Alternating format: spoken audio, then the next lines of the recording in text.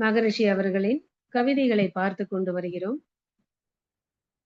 இப்பொழுது ஞான களஞ்சியத்துல 2வது பகுதியிலேருந்து கவிதைகளை எடுத்து பார்க்க ஆரம்பிச்சிருக்கோம். அதுல பரிணாமம் அப்படிங்கிற தலைப்புல நம்ம இப்போ பார்க்க ஆரம்பிச்சிருக்கோம். பிரபஞ்ச பரிணாமம். மகரிஷி அவங்க சொல்லியிருக்கிறது, முதல்ல பரிணாமம்னு சொன்னார், அதுக்கப்புறம் அதை தன்மாற்றம் அப்படின்னு மாற்றினார். அதனால பிரபஞ்ச தன்மாற்றம் அப்படின்னு நம்ம பார்ப்போம். இப்போ மகரிஷிக்கு இந்த மாதிரி கருத்துக்கள் சொல்லணும் அப்படின்னு எது உந்துதலா இருந்துச்சு? சின்ன வயசுலயே நம்மளுக்கு எல்லாருக்கும் தெரியும், அவருடைய வாழ்க்கை சரித்திரத்தை பார்த்தோம்னா, படிச்சிருந்தோம்னா நம்மளுக்கு தெரியும். ஒரு பிள்ளையார் சிலைக்கு அபிஷேகம் பண்ணும்பொழுது அவங்க அப்பா பண்ண முடியல, அதனால இவர் போய் பண்ணும்பொழுது குளிர்காலமா இருந்ததுனால வெந்நீரை விட்டு அபிஷேகம் பண்ணியிருக்கார். அப்போ அங்க இருந்தவங்க எல்லாம் அவரை கேலி செஞ்சிருக்காங்க. என்ன, பிள்ளையாரு கடவுள் தான், ஆனா அது கல்லு தானே, அதுக்கு சூடு சில்லுன்னு இருக்கிறதெல்லாம் தெரியுமா? என்ன இப்படி வெந்நீரை விட்டு நீங்க பண்ணிட்டு இருக்க நீ அப்படின்ட்டு கேட்டிருக்காங்க.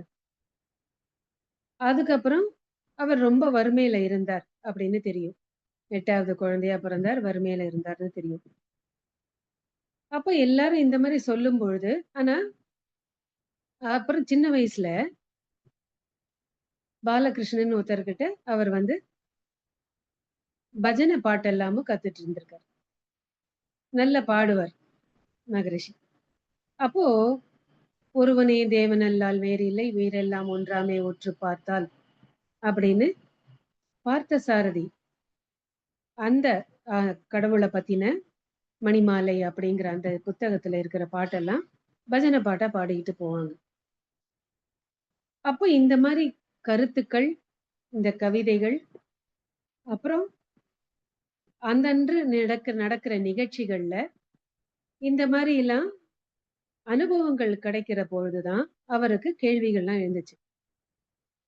வறுமைனா என்ன, இது கடவுள் செஞ்சதா மனிதர் செய்ததா? அப்புறம் நோய் ஏன் வருது? அதுக்கப்புறம் கல்லுதான் அப்படின்னாக்கா அப்ப ஏன் அதை நாம வணங்குறோம்? வெவ்வேறு உருவங்கள் இருக்கு, அப்ப கடவுள்னா யாரு?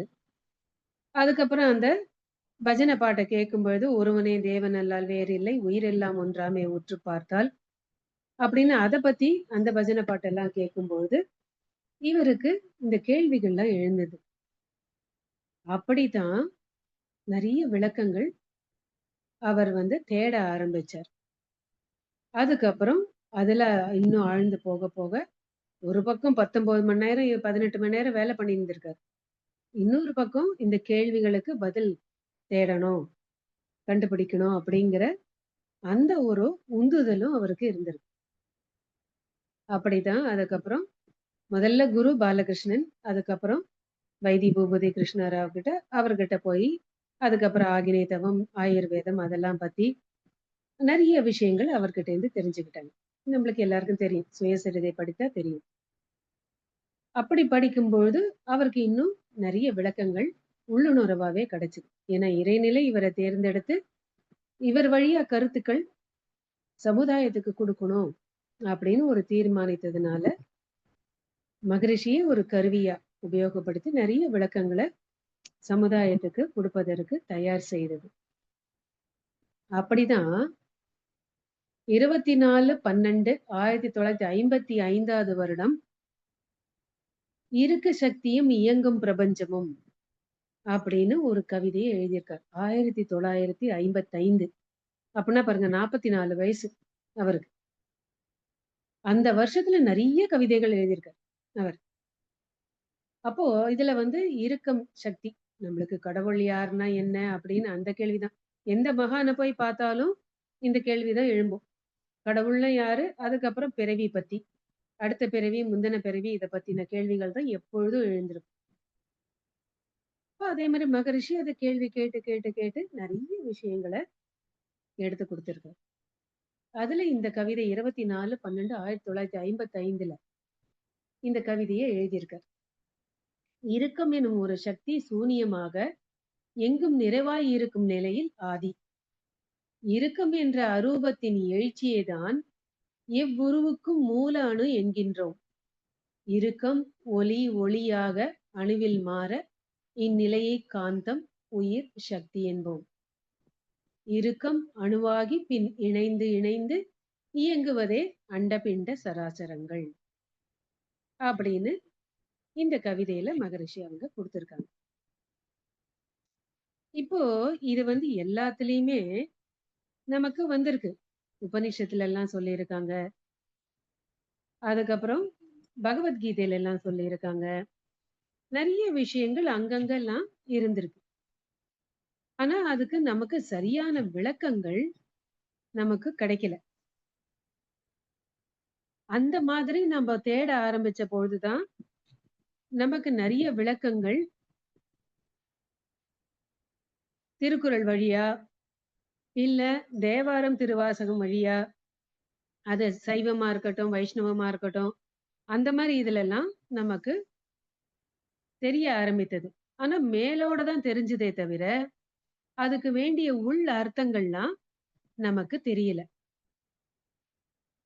இப்போ ஒரு உபநிஷத்துல, ஒரு ஜோதிட சாஸ்திரத்துல இந்த இத சொல்றாங்க. அச்சிந்தைய, அவ்யக்த, ரூபாய, நிர்குணாய, குணாத்மனே, சமஸ்த ஜெகத் ஆதார மூர்த்தே, பிரம்மணே நமஹ. அப்படின்னுட்டு ஜோதிட சாஸ்திரத்துல அத கத்துக்கும் பொழுது, அத வந்து அந்த இத வந்து மந்திரமா சொல்லி கத்துக்கிறாங்க அப்படின்ட்டு வந்திருக்கு. பகவத்கீதையிலயும் அந்த ஸ்லோகங்கள் கத்துக்கிறதுக்கு முன்னாடி இத சொல்லணும் அப்படின்னு வந்திருக்கு. இது என்ன அர்த்தம்? அச்சிந்தைய, சிந்தையே இல்லாதது. அவ்யக்த தெரியாது. ரூபாய, எல்லா ரூபங்களும் இருக்கு. நிர்குணாய, குணமே இல்ல. ஆனா குணாத்மனே, அத்தன குணமும் அதுல தான் அடங்கியிருக்கு. அதுக்கப்புறம் எல்லாவற்றையும் தாங்கின்னு இருக்கிறது எதுன்னா, அதுதான் இந்த பிரம்மம். இந்த பிரம்மம் எப்படி இருக்கும்? அச்சிந்தைய, அவ்யக்த, ரூபாய, நிர்குணாய, குணாத்மனே. சமஸ்த ஜெகத் ஆதார மூர்த்தியே பிரம்மனே நமக. இதுதான் எல்லாத்தையும் தாங்கிட்டு இருக்கு அப்படின்னு சொல்லி சொல்றாங்க. இப்ப இத இப்படி படிக்கும்பொழுது, அந்த பிரம்மம்னா என்ன? அப்படிங்கிற அடுத்த கேள்வி எழும். அது எப்படி இருக்கு? பார்க்க முடியுமா? உணர முடியுமா? எல்லாரும் சொல்லிடுறாங்க. ஆனா, அதுக்கு என்ன ஆற்றல் இருக்கு? ஒண்ணுமே இல்லையா? சூன்யமா அது? அப்படின்னு நெறைய கேள்விகள். இதுதான் கடவுள்னு சொல்றோம். அப்ப கடவுள்னா என்ன அர்த்தம்? அதுவும் தெரியல நமக்கு. அப்படின்னு பார்க்கும்பொழுது, அப்ப என்ன விஷயத்த நாம தெரிஞ்சுக்கிட்டு, நம்ம வந்து ப்ரொசீட் பண்றது? எத வந்து படிச்சா நமக்கு இந்த கருத்துக்கள்லாம் விளங்கும்? அப்படின்னு நெறைய பேருக்கு இந்த கேள்விகள்லாம் எழுந்திருக்கு. அப்புறம் ஒரு இடத்துல சொல்றார். கடவுள் எனப்படுபவனே மனிதனானான். கண்கா கண், காது, மூக்கு வைத்து கதைகள் சொல்லி, கடவுள் தான் அனைத்தையுமே மாற்றி விட்டான் அப்படின்னு ஒரு கவிதை இருக்கு. ஒரு நிமிஷம். ம். அதுக்குள்ள பக்கம் மாறி போச்சு. ஒரு நிமிஷம்.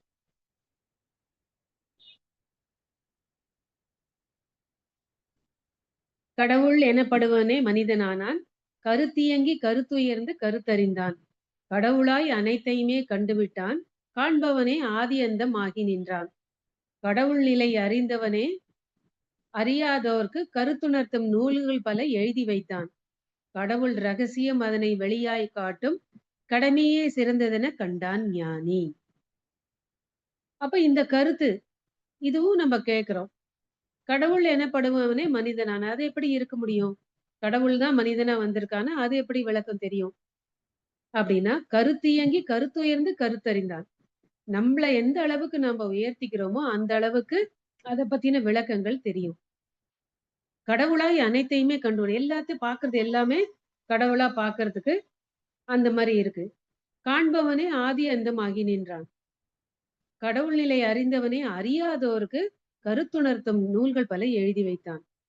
அப்ப யாருக்கு அந்த கடவுள் நிலை தெரிந்ததோ, அவங்க மத்தவங்களுக்கு விளக்கம் குடுக்கறதுக்கு, யார் கடவுள் அப்படின்னு தேடுறவங்களுக்கெல்லாம், இந்த மாரி புத்தகங்கள் வாயிலாக எழுதி வச்சிருக்காங்க. கடவுள் ரகசியம் அதனை வெளியாய் காட்டும் கடமையே சிறந்ததென கண்டான் ஞானி. யார் எதையுமே மறைக்காம, அவங்க இந்த கருத்த எடுத்து குடுக்குறாங்களோ, அவங்க தான் ஞானி. அப்படின்ட்டு ஒரு கவிதையில குடுக்குறார். இததான் ஏன் மகரிஷிக்கு இந்த கவிதை வந்ததுன்னா, அவர் அப்படியே எடுத்து இந்த கருத்துக்கள நமக்கு சொல்லியிருக்கார். அப்போ 1955லயே இந்த பிரபஞ்சம் உருவானதுக்கு காரணமே இருக்க சக்தி ஒண்ணுதான் அப்படின்னு கண்டுபிடிச்சுட்டார். இறுக்கம் எனும் ஒரு சக்தி சூனியமாக எங்கும் நிறைவாயிருக்கும் நிலையில் ஆதி. அத சூனியம் அப்படின்ட்டு சொல்றோம். ஆனா, அதுலதான் எல்லாம் அடங்கியிருக்கு. அப்ப எப்ப அது நிறைவா இருக்கோ அதுதான் ஆதி நிலை. ஆதி அந்தம் இல்லா ஜோதியே அப்படின்ட்டு பாடுறதெல்லாம் இருக்கு. ஆனா, அதுலதான் எல்லாம் அடங்கியிருக்கு. இப்ப அந்த ஒரு அச்சிந்தைய அவ்வியக்த அதுவும் பார்த்தோம். அதுதான் எல்லாவற்றையும் தாங்கிட்டு இருக்கு அப்படின்னு பார்த்தோம். அதுதான் பிரம்மம் அப்படின்னு பார்த்தோம். சரி, அந்த பிரம்மம் எப்படி இத்தன விதமா வந்திருக்கு? அதுக்கு என்ன காரணம் அப்படின்னா, இருக்கு சக்தி தான். இருக்கும் எனும் ஒரு சக்தி சூனியமாக எங்கும் நிறைவாய் இருக்கும் நிலையில் அது ஆதி. ஆதி நிலைதான். அதிலேயே இருக்குங்கிற ஒரு ஆற்றல் இருக்கிறதுனால, அது எல்லாவற்றையும் இறுக்கிக் கொண்டிருக்கிறதுனால, இந்த மாரி ஒரு தன்மாற்ற நிகழ்ச்சி நடந்திருக்கு. அதுதான் ஆதிநிலை அப்படின்ட்டு சொல்றார். இருக்கும் என்ற அரூபத்தின் எழுச்சியை தான். அதுக்கு உருவம் கிடையாது. அது உருவமற்றது. ஆனா, அதுலேருந்து தான் அத்தன உருவங்களும் ஏற்பட்டிருக்கு அப்படின்னு சொல்றார். அப்போ அது ரூபமே இல்ல, அரூபம். இறுக்கம் என்னும் அரூபத்தின் எழுச்சியே தான் எவ்வுருவுக்கும் மூல அணு என்கின்றோம். அப்போ எப்போ அந்த இறுக்கத்தினால அந்த ஆதி நிலை சூனியமா இருக்குன்னு நினைச்சுக்கிறோம். ஆனா அதுலதான் எல்லாம் அடங்கி இருக்கு, பூர்ணமா இருக்கு. அது இறுக்கம் அங்க ஏற்படும்போது அந்த அரூபம் நிலை தான் எழுச்சி பெற்று எல்லா உருவத்திற்கும் மூலமான அணு அங்க உருவாயிருக்கு. இப்போ இந்த ஆதி நிலைய தான் பிரம்மத்தை தான் பூர்ணம்னு சொல்றோம்.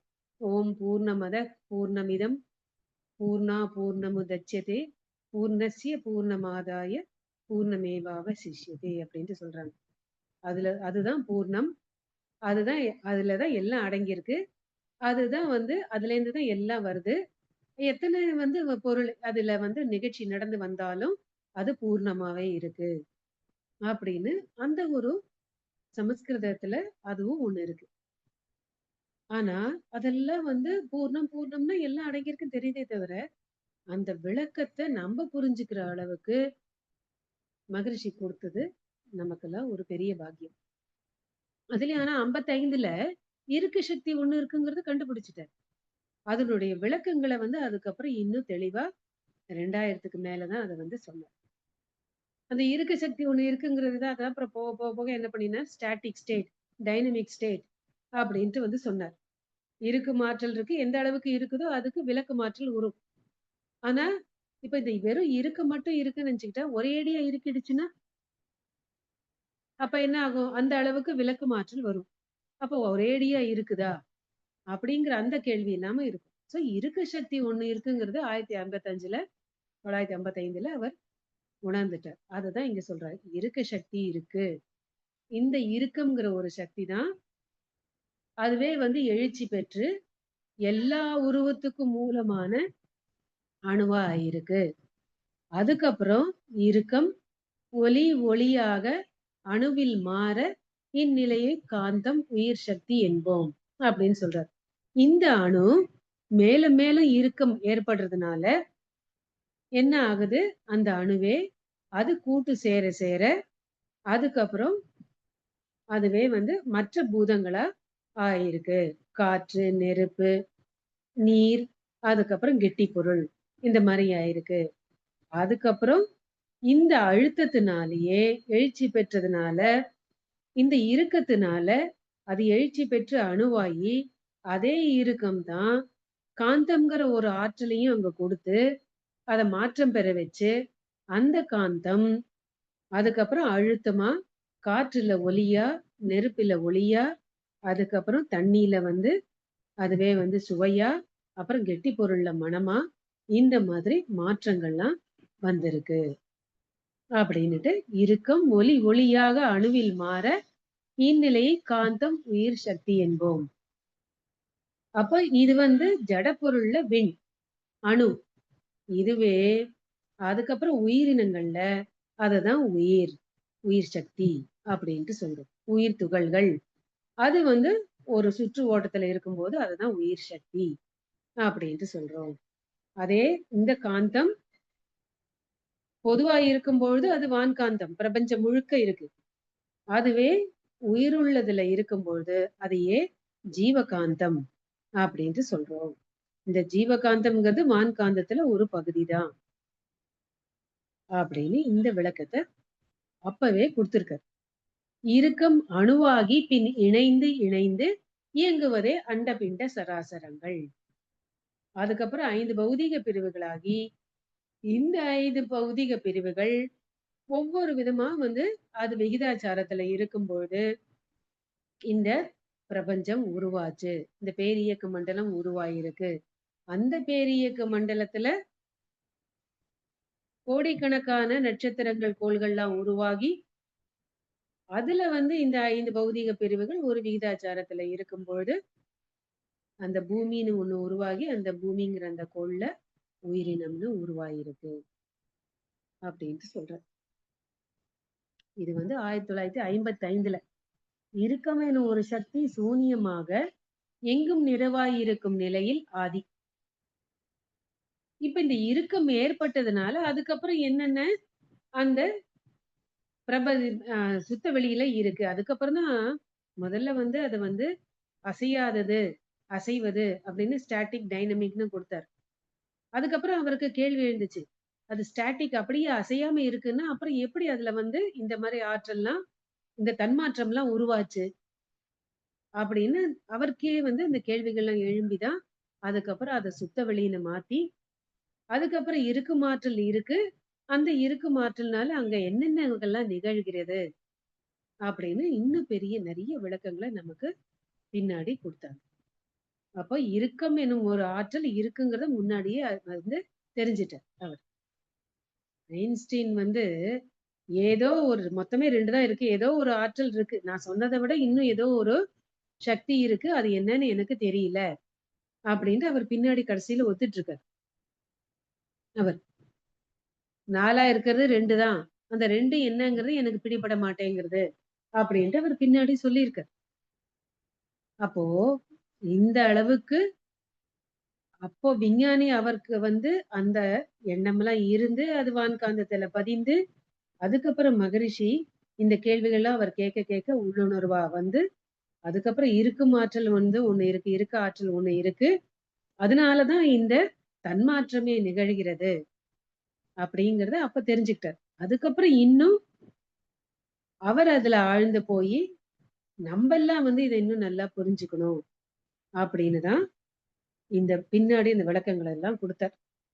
அந்த கடவுள் என்ன படவனே மனிதன் ஆனான் அப்படின்னா இப்ப இது இந்த இருக்க ஆற்றல்னாதான் அத்தனையும் நிகழ்ந்திருக்கு அப்படின்னு ஒத்துக்கலாம். ஆனா கூட இன்னும் அதுக்கு விளக்கம் கொடுக்கணும் பொழுதுதான் மகரிஷி பின்னாடி அந்த விளக்கத்தை நமக்கு கொடுக்கிறார். 2002ல 30/12/2002ல பிரம்ம ஞானம் அப்படிங்கிற அந்த ஒரு இதுல கவிதையில கொடுக்கிறார்.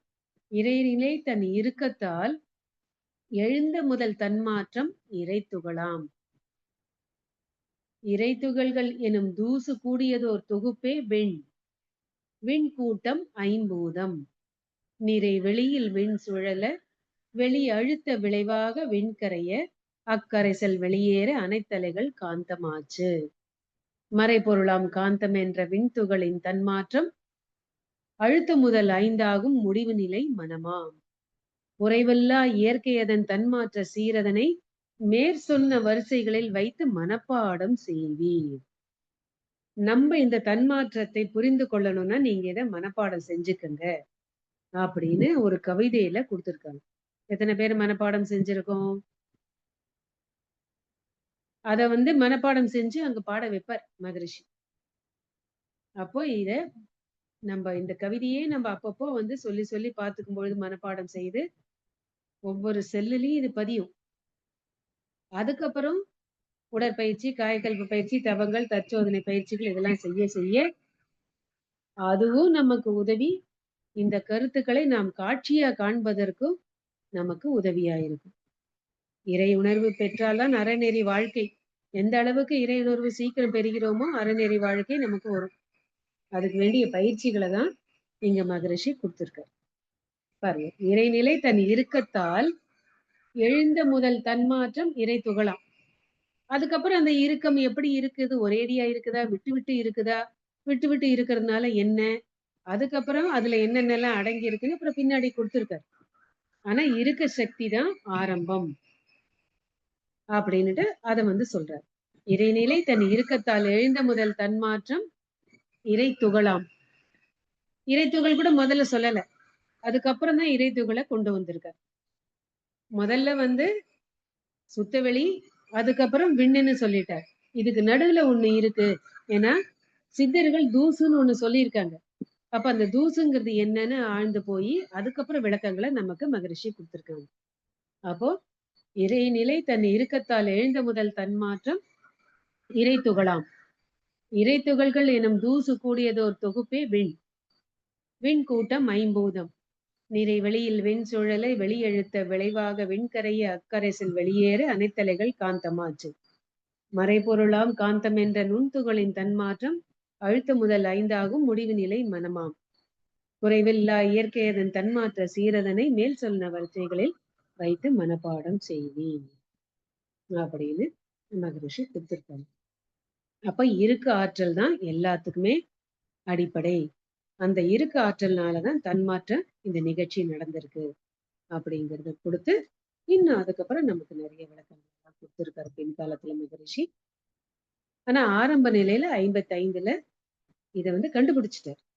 44 வயசுலயே. ஏன்னா அதுக்கு முன்னாடியே அவருக்கு இறை உணர்வு பெற்றுட்டார் அவர். அதனாலதான் இன்னும் அதை பத்தின ஆராய்ச்சியில போக போக இருக்க ஆற்றல்னு ஒண்ணு இருக்கு அப்படிங்கறத சொல்லி இந்த கவிதையில இந்த அளவுக்கு நமக்கு இந்த தன்மாற்றம் உருவானதே இருக்க ஆற்றனாலதானே அந்த ஒரு மேலோட இருக்கிற அந்த விளக்கத்தை நமக்கு கொடுத்துட்டார்.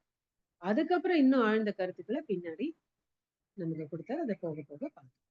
வாழ்க்கை அனைவருக்கும். ஆனா இன்னும் என்னன்னா இந்த இருக்க ஆற்றல் ஏன் ஏற்பட்டுச்சு அப்படின்னு சில பேர் கேள்வி கேட்பாங்க. நிறைய பேர் கேட்டிருக்காங்க மகரிஷியை பார்த்தா. அதுக்குதான் அடுத்த ஒரு கவிதையில சொல்றார். அணு தோன்ற காரணமாம் விளக்கம் காணும் ஆர்வத்தால் எப்படி ஏன் என கேட்காதீர். அணுநிலைக்கு அப்பாலே அகண்டம் மௌனம். அதுவாக நீயானால் அறிவதாரோ? நீயே அதுவான உனக்கு தெரிஞ்சுப்ப. அணுவுக்கு பின் அறிவாய் விரிந்த மட்டும் அங்கு எப்படி எனலாம் ஏன் எண்ணாதேர். அணு வியக்கம் பயனாகும் அறிவுக்கு பின் ஆவதெல்லாம் எப்படி ஏன் எண்ணலாகும். நீயே அதுவானா உனக்கே அது ஏன் அப்படிங்கிற அந்த விளக்கம் எல்லாம் தெரியும். அதனால இது அங்க ஏன் இப்படி இருக்குங்கிறது ஏன் உருவாச்சு அப்படின்னு இந்த கேள்வியெல்லாம் கேட்க வேண்டாம் அப்படின்ட்டு அத ஒரு கவிதையில அதையும் கொடுக்குறாரு. வாழ்க.